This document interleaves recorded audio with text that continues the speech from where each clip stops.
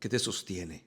¿Te ha pasado que algo parecía completamente seguro hasta que dejó de serlo? Un trabajo, una relación, un plan, una expectativa, y de repente aquello sobre lo que estabas apoyando todo tu peso comenzó a moverse, como una escalera que parecía firme hasta que descubres que nunca estuvo bien apoyada. Recuerdo una ocasión trabajando en casa, subí una escalera para alcanzar algo en lo alto, parecía estable, no se movía, todo parecía normal, pero bastó un pequeño movimiento, un cambio de peso y sentí cómo empezaba a deslizarse. Por un instante todo mi cuerpo dejó de confiar, porque cuando el fundamento se mueve, aparece el miedo. Episodio 148, Salmos 111 al 118. Estos 8 salmos parecen hablar de temas distintos, pero todos giran alrededor de una misma pregunta: ¿sobre qué estás construyendo tu vida? Porque tarde o temprano todo fundamento es probado. Y los salmistas quieren mostrarnos algo. Hay 3 cosas que parecen fuertes, pero no pueden sostenerte. Y hay una persona que sí puede. Veamos el primer punto. Lo que te sostiene se revela cuando llegan las malas noticias. El Salmo 112 describe a una persona que teme al Señor y dice algo sorprendente: no tendrá temor de malas noticias, su corazón está firme confiado en el Señor. Qué frase tan actual. Malas noticias, diagnósticos, problemas familiares, crisis económicas, traiciones, pérdidas. La pregunta no es si llegarán, la pregunta es ¿qué harán contigo cuando lleguen? Porque todos confiamos en algo.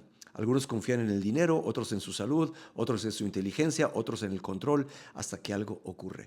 Y entonces descubrimos cuánto pesaba realmente aquello. Durante la Gran Depresión de 1929, miles de personas vieron desaparecer sus ahorros en cuestión de días. Lo que parecía imposible ocurrió. Muchos no solo perdieron dinero, perdieron identidad, seguridad, esperanza, porque habían construido toda su estabilidad sobre algo que podía desaparecer. El salmista no dice que la persona justa evita las malas noticias, dice que permanece firme en medio de ellas. La diferencia no está en la tormenta, está en el fundamento.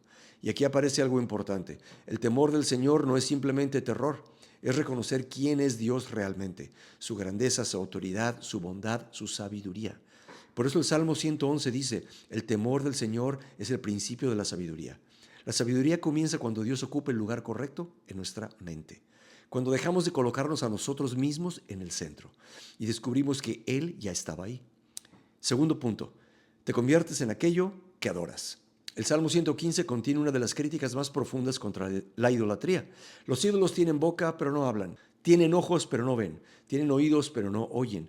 Y luego añade algo impactante: sean semejantes a ellos los que los hacen. En otras palabras, terminamos pareciéndonos a aquello que adoramos. Los estudios modernos sobre neuroplasticidad muestran algo interesante. Aquello a lo que prestamos atención constantemente termina moldeando nuestros patrones mentales, nos transforma. La Biblia ya hablaba de eso hace miles de años. Lo que ocupa el centro de tu corazón termina moldeando tu carácter.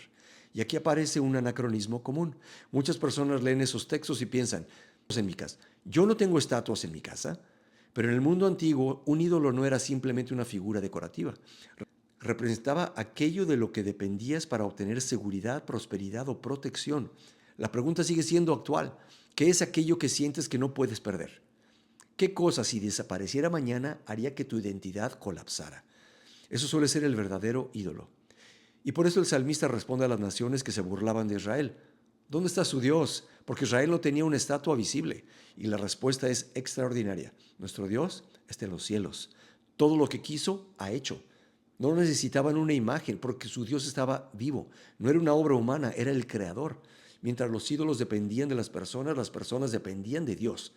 Veamos el tercer punto. Solo Jesús puede sostener el peso de tu vida. El Salmo 118 nos lleva al centro de todo.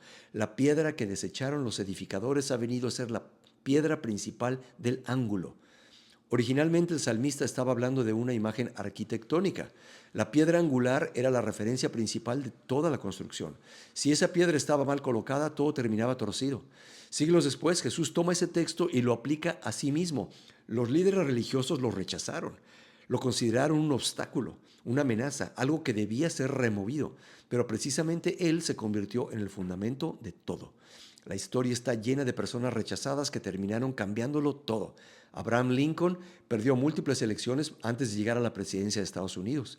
Muchos editores rechazaron los manuscritos de autores que hoy se estudian en universidades.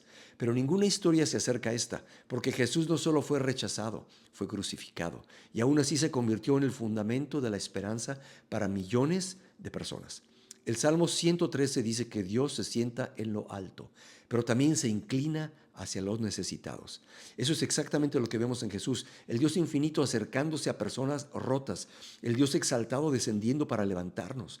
El Salmo 114 recuerda cómo Dios abrió el mar, cómo hizo brotar agua de la roca, cómo sostuvo a Israel. Y eso también nos deja una enseñanza.